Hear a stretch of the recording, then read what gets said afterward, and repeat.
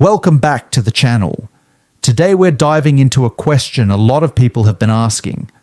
What happens when a ship enters US waters, carrying a dangerous disease on board, like Hantavirus?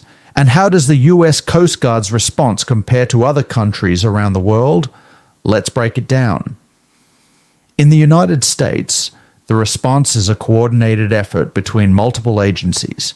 The US Coast Guard handles maritime security, vessel control, and public safety at sea. But when it comes to medical authority and quarantine decisions, that responsibility belongs to the CDC, specifically the Division of Global Migration and Quarantine. Here's how the process works. Before a ship even reaches a US port, the captain is required to report any serious illness or death on board. That includes symptoms linked to dangerous infectious diseases, such as fever, respiratory distress, severe coughing, or unexplained shock. Once that alert is received, the Coast Guard can immediately step in to control the situation. They may restrict the ship's movement, hold the vessel offshore, prevent unauthorized passengers or crew from leaving the ship, and coordinate directly with CDC quarantine teams. The Coast Guard itself does not diagnose diseases. That's the CDC's role. But Coast Guard boarding teams enforce quarantine orders, secure the vessel, protect nearby ports, and help contain any possible threat before it reaches shore. When necessary, boarding teams use full protective equipment while inspecting the ship and assisting health officials on board. But the United States isn't the only country with maritime quarantine procedures. Around the world, governments handle infected ships in very different ways. In Canada, the system is similar to the United States. Medical decisions are handled by the Public Health Agency of Canada, while the Canadian Coast Guard provides operational support and maritime coordination. Canada has strong quarantine laws, but enforcement often relies more heavily on civilian public health agencies. Australia is considered one of the strictest countries in the world when it comes to biosecurity.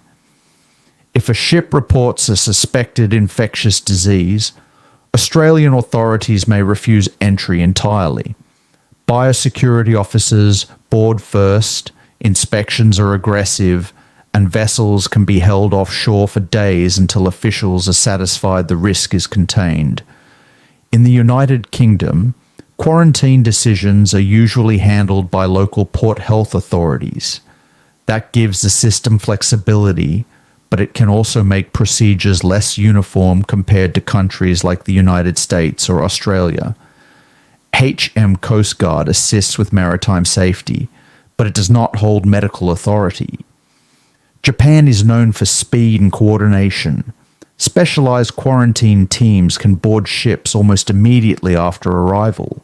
The Japan Coast Guard helps enforce isolation measures and secure restricted areas. Many experts consider Japan's system one of the fastest and most efficient in the world. China uses a highly centralized and aggressive containment model. Ships may be kept offshore, entire crews tested, and full vessel quarantines imposed with strict enforcement measures. The response can be extremely fast and powerful, although international observers often criticize the system for limited transparency. So, how safe are people on shore? The good news is that hantavirus remains extremely rare, and human-to-human transmission is very limited. On top of that, major maritime nations, especially the United States, maintain strong quarantine powers designed specifically to stop infected ships from becoming public threats. The Coast Guard and the CDC work together to identify risks early, isolate vessels when needed, and protect both ports and the public. That's why the danger to people on land remains very low. If you enjoy learning how the Coast Guard protects our waters, make sure to hit that like button, subscribe, and leave a comment about what topic you want covered next. Thanks for watching. Stay safe, stay informed, and I'll see you in the next video.